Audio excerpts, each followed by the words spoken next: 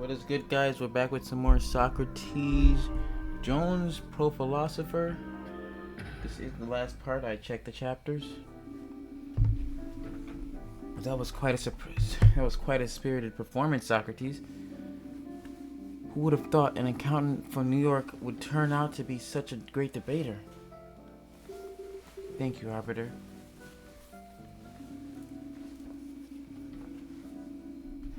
I'm not reading that name.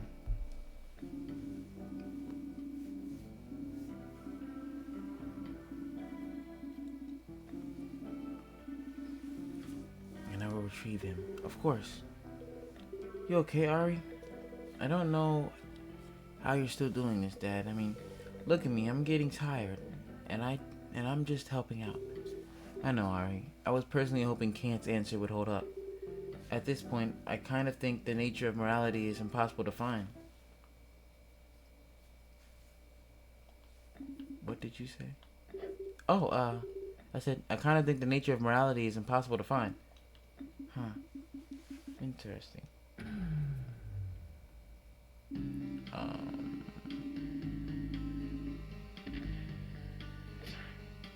What?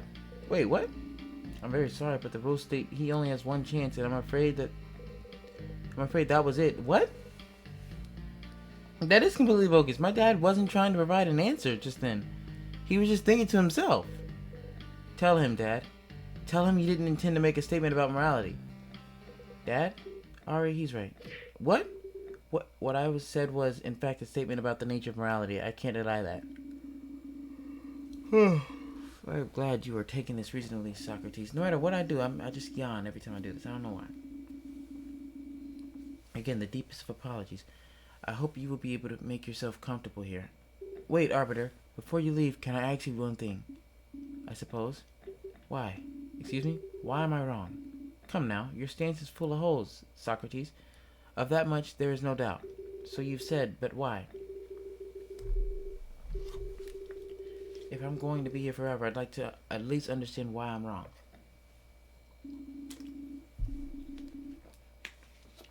That is only fair. Allow me to spell it out for you. Wait, I'm debating him? Philosophical views.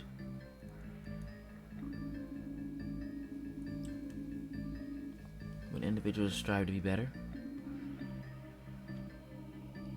to doubt the existence of some form of morality in our world. And there we go, Socrates. As you see, your answer is flawed to the core.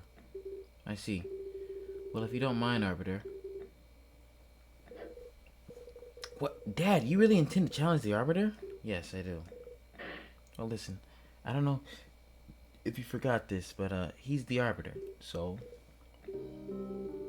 Ari, you once told me to never let an argument go unexamined, didn't you? Frankly, we both know I'm clueless about philosophy. For all my bombast, it's only because of your advice that we've lasted as long as we have. But Dad, we've encountered many arguments that look solid on the surface, but each and every one. I wish I could stop yawning.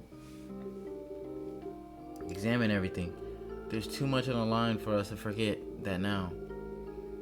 No matter how scary our opponent looks. Alright, Dad. I trust you. Well, this is unexpected, Socrates. I confess, you have piqued my interest. I suppose given all you have done, some questions are warranted. Ask away, but do not feel to hurt when you come up short.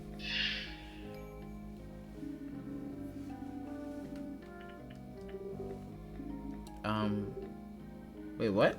I couldn't challenge anything.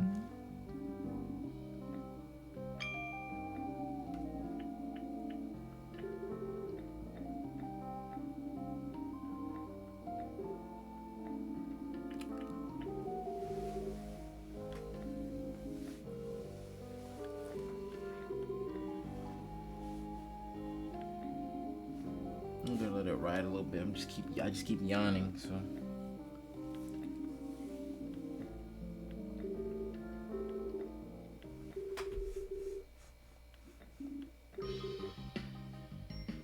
What you are arguing against is 2 steps removed from what I actually said.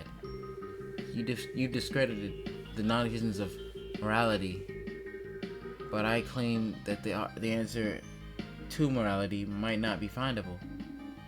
Well then, those are essentially the same thing. No, they're not. I think we can all agree morality exists in some form for all the reasons you have described. Even if it were different from each person. As Protagoras argued, there's little doubt we could develop some guidelines for how we should behave. But that doesn't mean what we seek, a perfect definition for morality, exists as well. Morality could very well be more abstract, like faith or happiness. Just because it exists doesn't mean there's an objectively best model. Therefore, I can claim a perfect answer does not exist without throwing morality itself out the window. Out the window. Where am I getting these words from? An answer demands morality. But morality does not demand an answer. I can't believe it. We may just survive this after all. So as you can see, Arbiter, the argument you've built is a very effective counter, but it's a counter to something I did not claim. I see. I apologize for misunderstanding your initial point, Socrates. I guess it's always important to make sure the person you're debating understands you clearly, huh? So Dad's position makes sense now, right? Does that mean you can accept his answer? I'm afraid not. His position still has a number of critical flaws. Allow me to explain.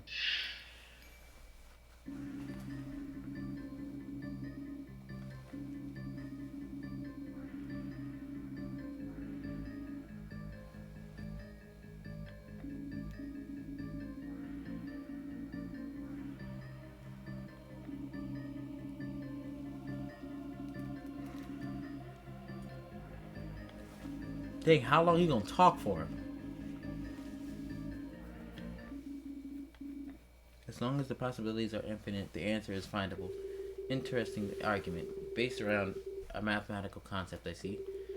Well, you forgot one thing, Arbiter. I'm an accountant. I deal with faulty numbers all the time. Wow, Dad, I just got the shivers. So you already know what the problem here is? Well, no. But I couldn't pass up my one chance to make being an accountant sound cool. Remember when I said I trusted you just 5 minutes ago? Don't make me rethink that. Hey, being stuck here forever would be bad enough without having made total fools of ourselves. Socrates, do you intend to actually ask me questions? I understand if you do not. You have placed yourself in an unfortunate position. It may be easier to just admit to your error. As if, okay, Arbiter, let's rumble.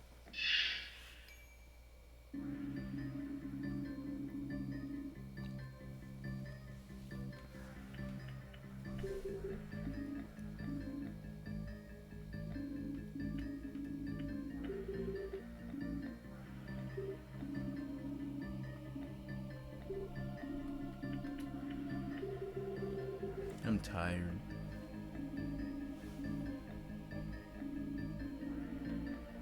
I'm trying to bring that energy to this episode, but I don't know if I can. The number of possible solutions that philosophers may think of is not in any way limited. There are infinite possible ideas, and infinite variations on those ideas. So essentially, no matter how many answers we discredit, there will always be another one on the table. Just thinking about that makes me tired. Tell me about it.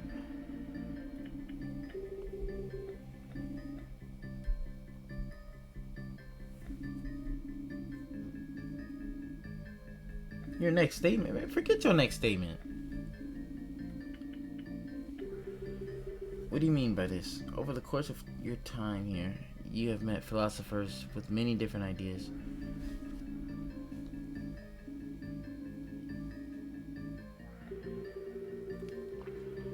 This yawning has just gotta stop.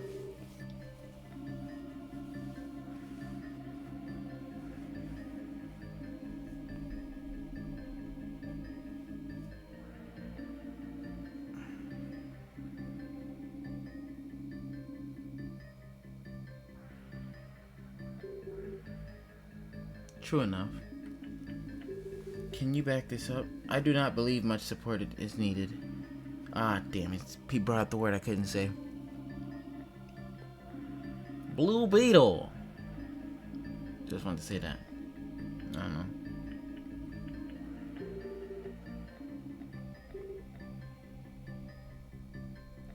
Socrates, is the answer not in the infinite itself? Arbiter, yes, Socrates? The argument you are making here is quite simple on the surface. I can see why, with so many possible answers, you might believe one of them has to be true. Might believe. Correct. For while I understand where you're coming from, I'm afraid infinity doesn't work quite the way you think it does. Huh? I don't understand either, Dad. What do you mean? Okay, time for a math lesson. To put it plainly, infinite is not the same as all encompassing. Encompassing? I'm saying that right.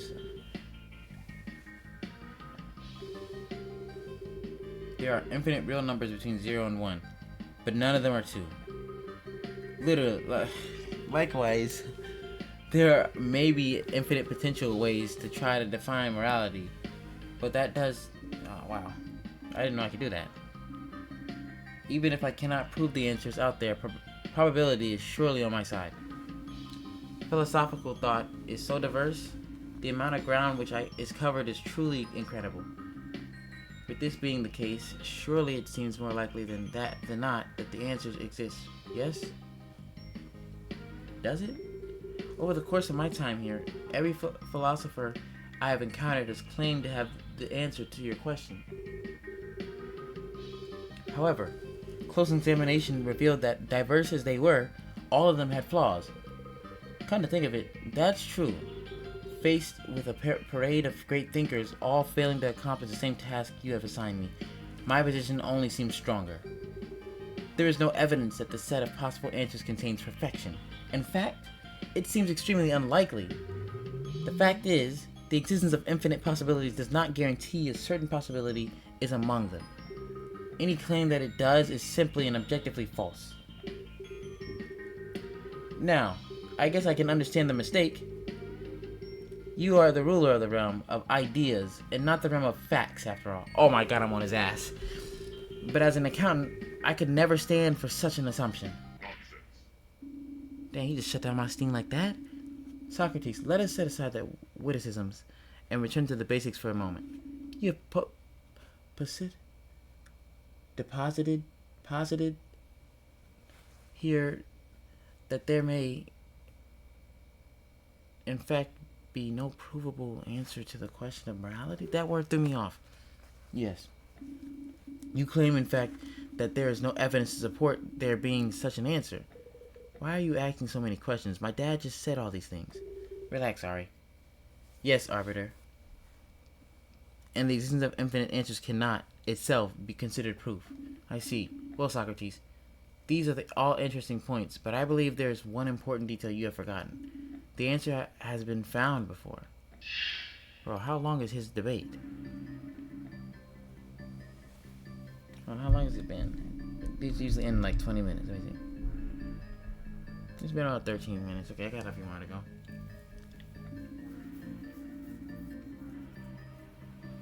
His answer had to be approved for this to occur. Clearly, there is an answer, and it's possible to find.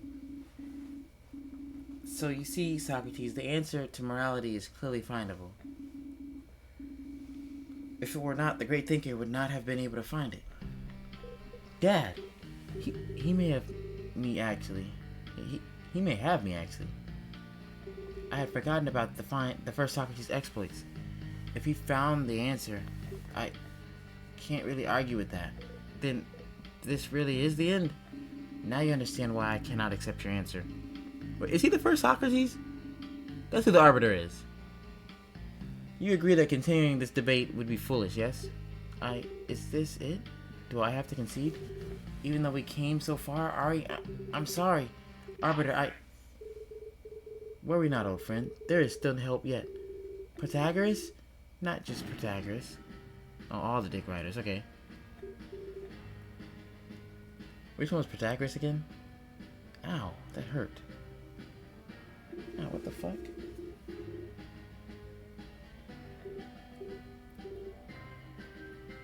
cut myself.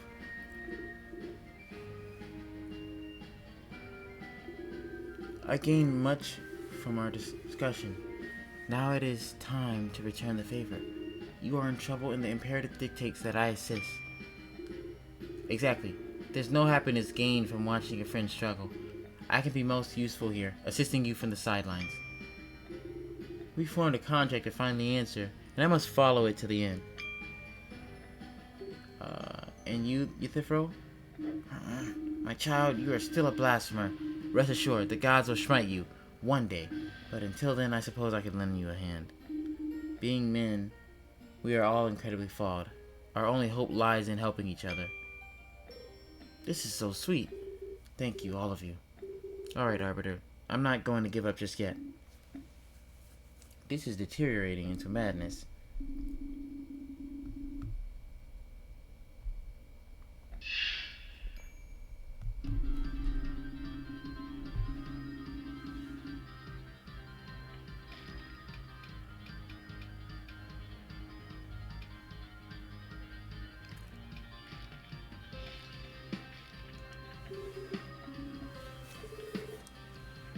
I mentioned this to you earlier. Do you not remember?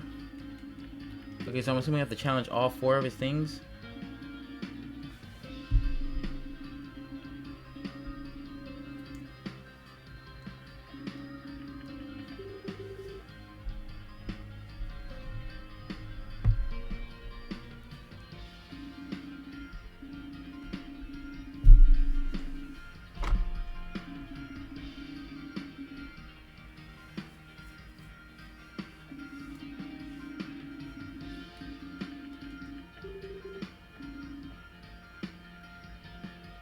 Conspicuous.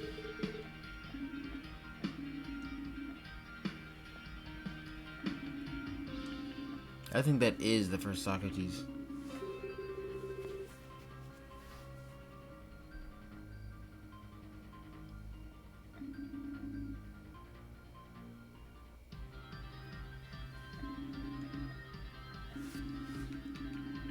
Dang, that's not what I want.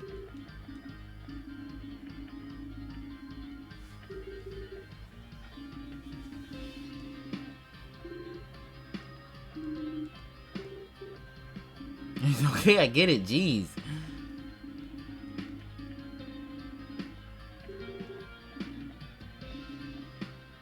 The answer must be findable? Proof doesn't get much more simple than that. Oh, damn, that was it.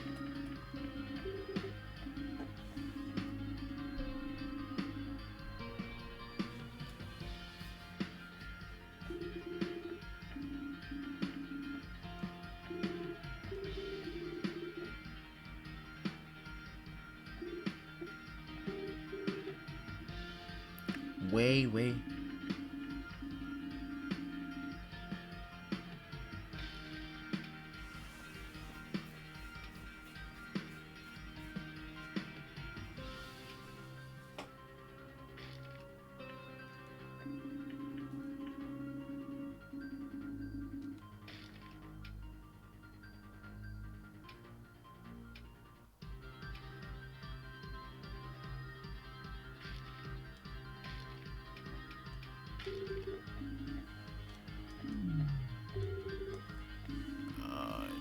Relevance?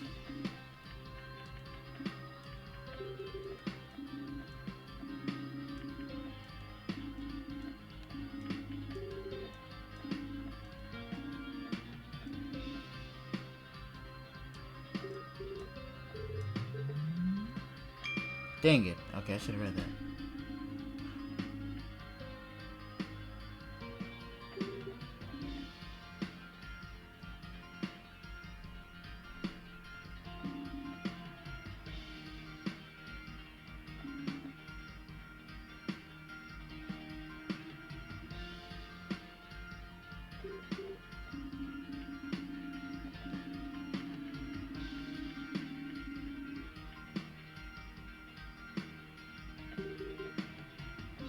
Alright, it's definitely this one.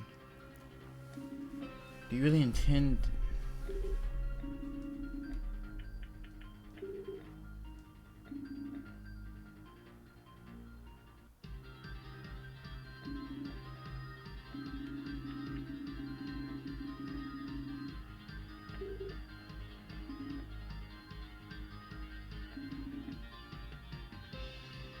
Alright, I think I got it.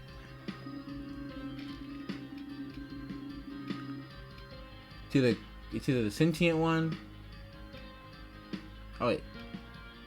Yeah, okay. Well, now I thought there was two of them. You claim that we can be sure that Socrates found the answer correct. And we know this for sure because your predecessor verified its validity. Indeed, that's what I thought. Well then, to demonstrate what's wrong with your argument, I'm going to cite one of my colleagues here. Euthyphro. Yes, my child? Do you remember your statements on the wise men? I don't even know how I got that. Of course. Yes. That's quite enough preaching, thank you. Now, Arbiter, let me make this clear for you. Euthyphro may have been wrong about where morality comes from, but he was right about this. Human beings are far from perfect. We can never forget this. And as flawed beings, the answers we formulate will be similarly flawed. As a result, I find it hard to believe that Socrates really did find the answer. What? The fact is, as imperfect beings, we must always remember we are flawed. The moment we go far enough to claim that our answer is perfect, we close our minds. It is true. I know from experience. Indeed, even the best of us can succumb. For this reason, we must never assume we have the answer. But Socrates, the first arbiter, we are both human, or human-like entities at the very least. Regardless, how do we know that their judgment, their answer, was not an error? You have admitted to your fair share of mistakes today. There's no reason that the previous arbiter couldn't have made some as well.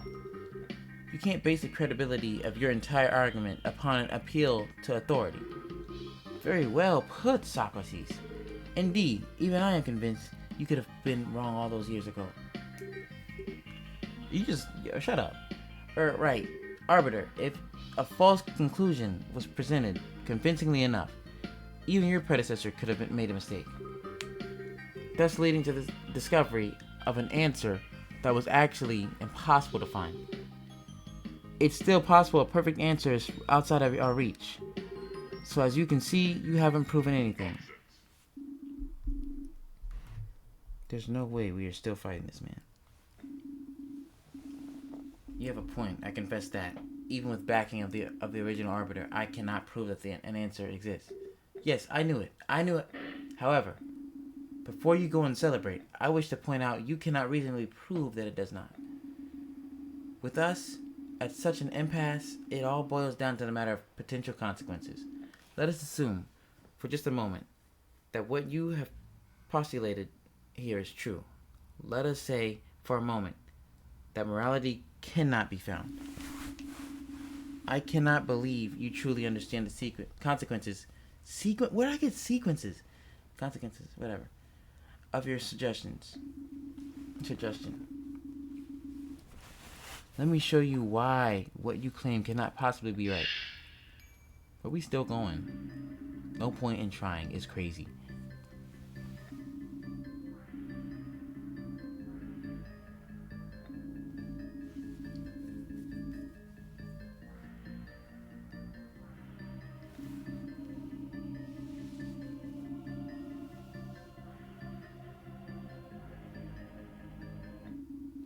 And that is my position on the matter.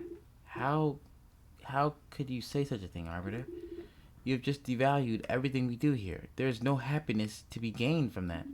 I am merely showing the worrisome implications of Socrates Jones' argument. If you take issue with them, you should take it up with him. Wait, I knew it. I knew you were up to no good, my child. Trying to lower us all to your level, make us into accountants. Oh, shut up, Euthyphro. The arbiter's clearly strawmanning Dad, distorting his arguments in order to make it sound weaker. Dad doesn't actually want everyone to become accountants. Of course not. Oh, good. Thank the gods. Arbiter, you must be getting desperate. Whatever, I can read it. Even if what you said here were true, the fact that a conclusion is uncomfortable does not mean it should be ignored. It does, however, mean we should be wary of accepting it. I must confess, old chap, I would find it hard to believe anything that created such an outcome. As would I, It would be foolish to jump into water so brimming with sharks. Well then, I suppose I will just have to show that there are no sharks, won't I? That the consequences of my argument are not nearly so disastrous. Very well, Socrates. But first, let me issue an ultimatum. This is your last chance. What? You gave your answer. The game is already over. It is only through my mercy that it continues, and your damaging claims are beginning to wear my mercy thin.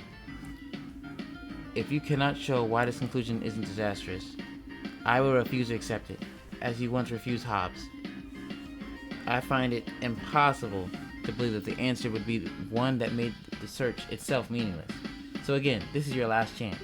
Alright, Arbiter, one last chance it is all I need. I'll show you once and for all why my viewpoint can stand. Alright, let's get clarification.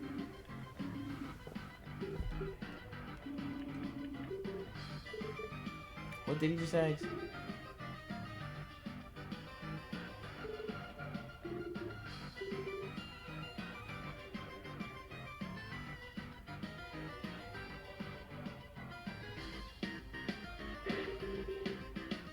Yeah, why they over here dissing and shit? Like,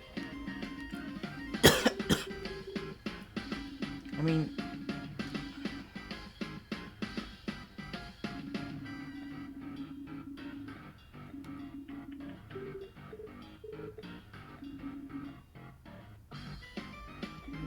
alright, are they gonna diss me every time I do backing?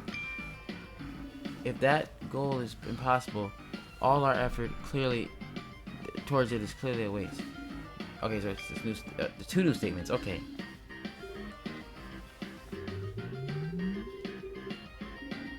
Jesus Christ.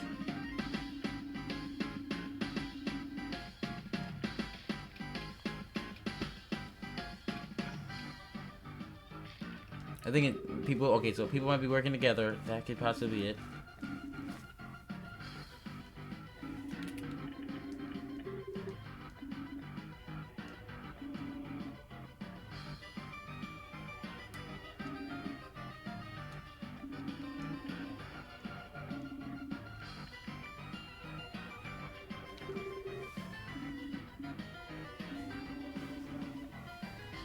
And if we can't find a perfect answer, our efforts are in vain. I believe all this has been made clear before. Bro, how many statements is he gonna give me?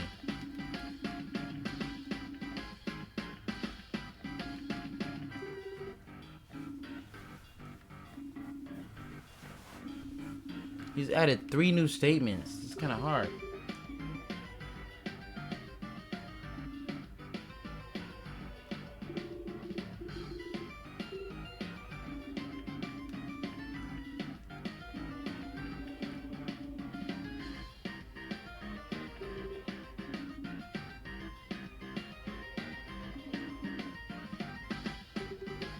Nah, he was dissing, bro.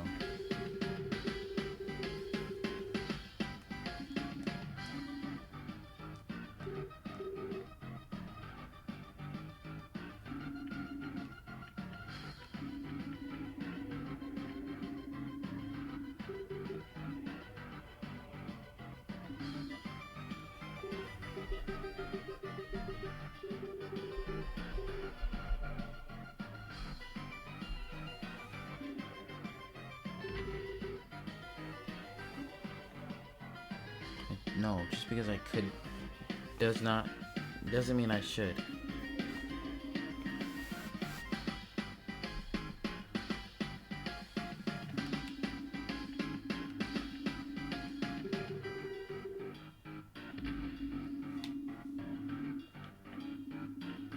Okay.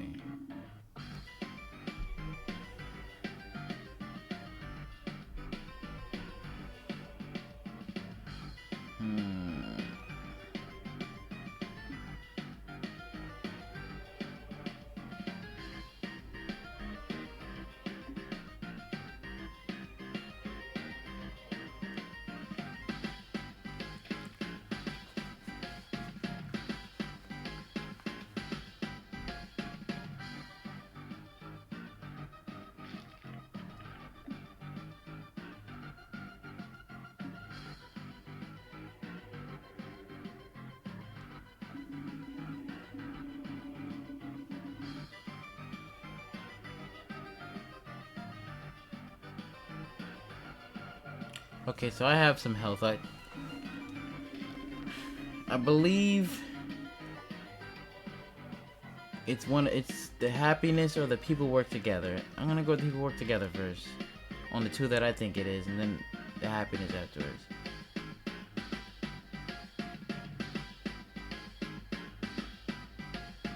I feel like it's... Is it this one?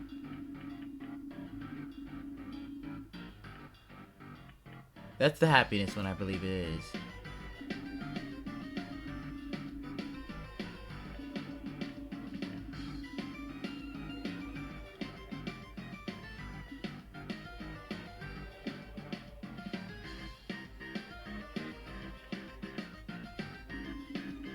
Alright, let's try this first. Oh, dang, okay, I was wrong. Good. I got health. Oh, okay. Please? Oh, thank God. Thank God. It was one of those two. That's all I knew. I think I finally figured out what's wrong with your entire position. Have you now? Remember, you will not get another chance. I know, and I don't need one. This arbiter is the end. Oh my God, are we at the end? If he does another fucking statement, I'm gonna kill myself. No, I'm not gonna kill myself. I'm gonna kill him. That would make me feel way more better. It must be perfect to have value. But that is not the case. In fact, such an assumption strikes me as fundamentally wrong. Oh, we are not done. Oh my Lord, I thought we'd be done.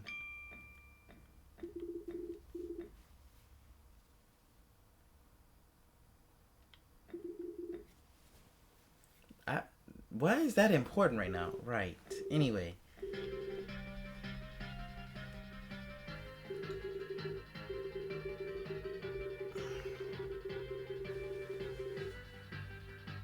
David and Mona Lisa are not without their flaws.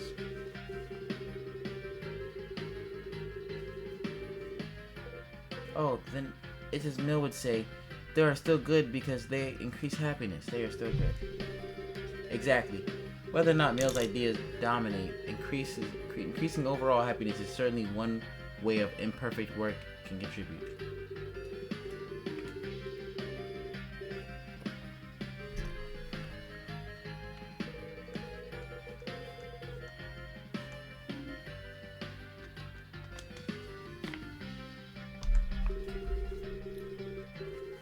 Look at the people around you, Arbiter. All these philosophers came forward with their own visions of morality. Ultimately, their views all turned out to be flawed, but does that make their ideas worthless? Of course not. Their theories have had a profound positive impact on the world. Anyone in my high school philosophy class could tell you as much. Flaws and all, their attempted moral systems stand stronger than those created without thought, and the importance of this is palpable. Just because perfection might be unattainable does not mean we should not try. It only means we cannot expect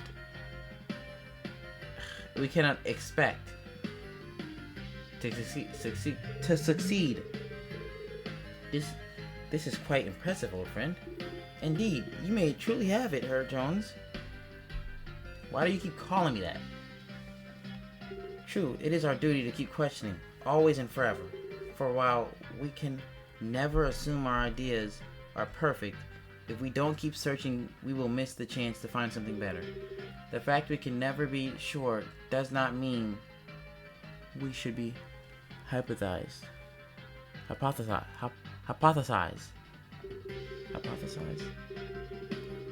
The goal may be attainable, but all the progress made towards it still a fundamental good. Is still a fundamental good.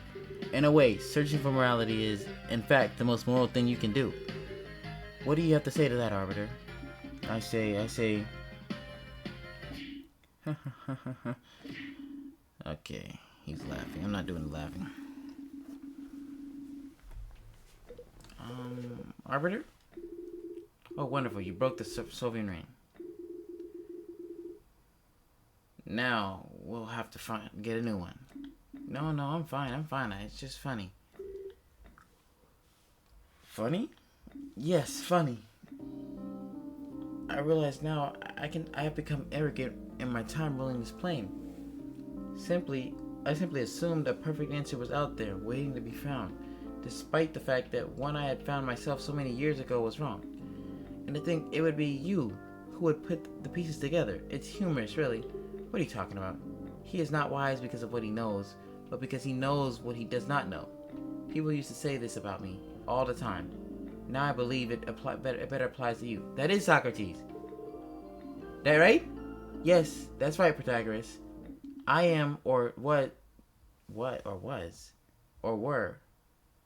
I am or was the great thinker Socrates. I knew it. What? Called it. No, you, I called it. You what? Yeah, I figured it out like an hour ago. An unverifiable king. Yeah, I claim that. I claim that. Okay, I said that. You guys heard me say it. Regardless, finding the answer was my greatest accomplishment. I convinced the old arbiter I had found the solution. I even briefly convinced myself. And as a result, I won the challenge. The arbiter gave me his mantle and told me I was to take his place as ruler of this realm. I took it and became what you see now. But you said Socrates left, and you didn't immediately recognize me as not you. My friend, why would you go so far to hide your identity? I gave up who I was to oversee this realm. As Socrates, I may have been respected, but I also made my fair share of enemies.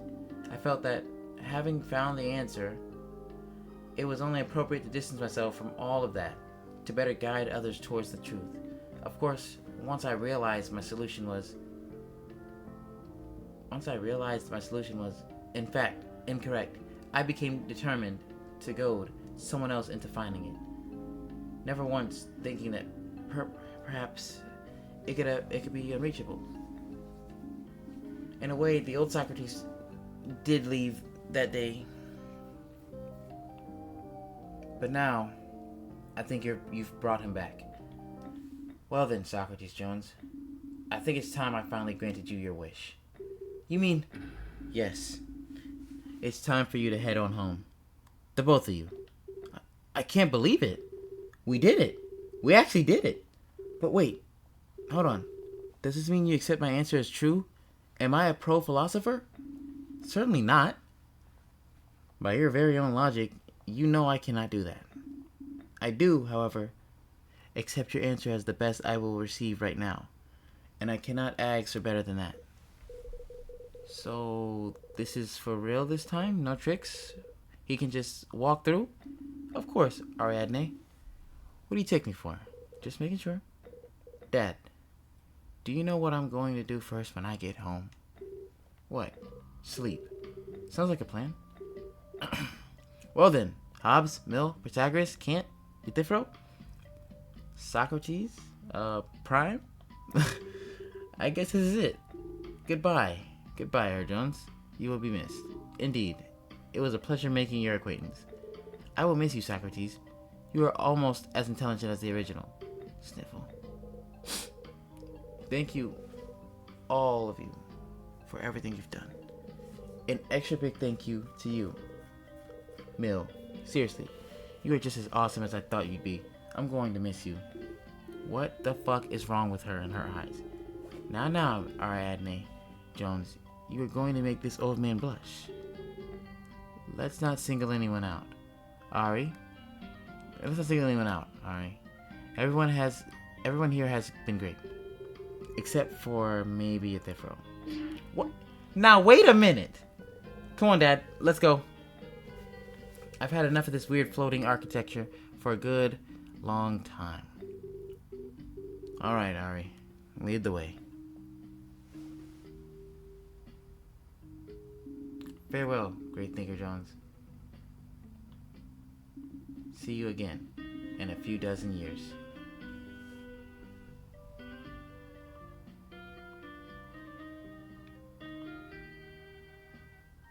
Home free. That's it. We did it. We have completed Socrates Jones' Pro-Philosopher. I can now say this was a mid playthrough. I did my best to keep my interest, but after the first episode, guys, I died down. I was yawning a lot though. That was interesting. But you should give it a try though. Don't take my word on it. I'm like a nobody. If you liked it, give it a try. You might like it. I'm gonna let the credits play, then we're gonna end the episode. So I'm gonna be quiet while it does this.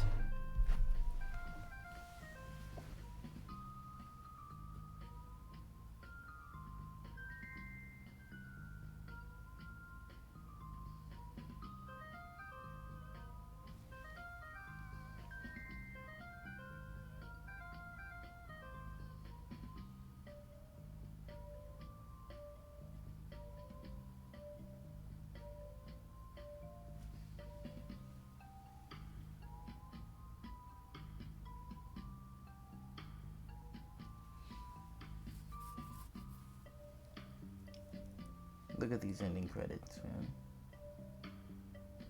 I'm ready to go to sleep.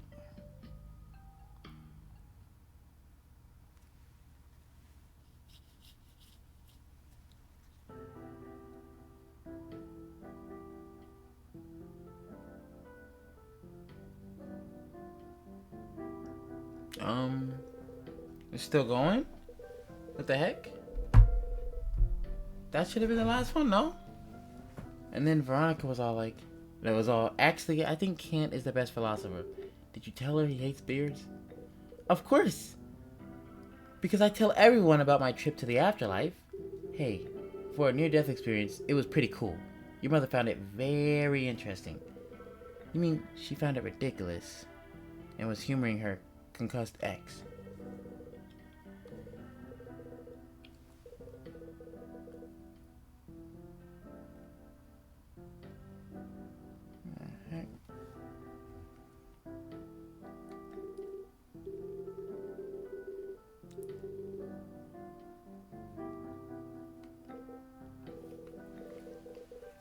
Haha, very funny. Have fun with that. It's nice to have things back to normal at last. Is that you are Ariadne Jones? What? I must say this is a much earlier visit than I anticipated. But nonsense. Alright. To be continued. And wait, there's a second one? Well, I'm about to look that up. Alright guys, that's enough for today. For this playthrough. This is the last episode. If you guys enjoyed, I'd say leave a like. That's the best thing I can do for you. Other than that, enjoy my next series. Have a nice day.